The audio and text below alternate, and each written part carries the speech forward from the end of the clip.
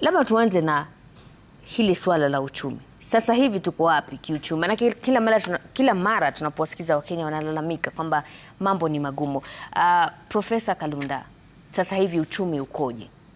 Okay, asante sana Mwashirima kwa kunialika katika kipindi hiki, na nataka kuwatakia watazamaji na wananchi mwaka mpya wenye fanaka.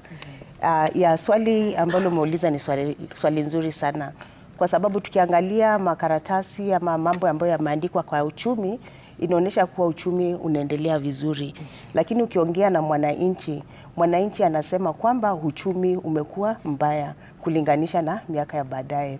Na nataka kujiunga na wananchi kwa sababu ukiangalia bei ya bidhaa ya chakula imepanda juu.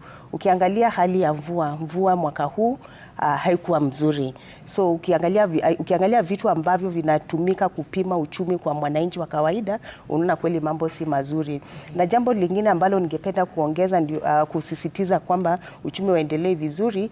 Ukiangalia mambo ya ajira, kuna Wakenya wengi hawana kazi, na ukiangalia katika system za shule wanafunzi ama wale wamefanikiwa kumaliza shule tunatoa karibu 2,000 kila mwaka, milioni 2 kila mwaka, lakini ajira ambayo tunapata ni kama kama milioni 1. So unaangalia hapo ukiangalia balance ya wale wamemaliza na wale wanataka kazi, unaona kweli hapo hakuna balance.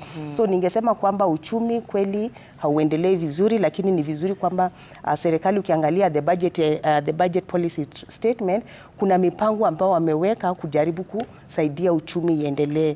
Na natumaini mambo hayo tutayangalia kwa kindani ndio tujue kweli tutakuwa na kutakuwa na positive change ama tutabaki vile tulikuwa.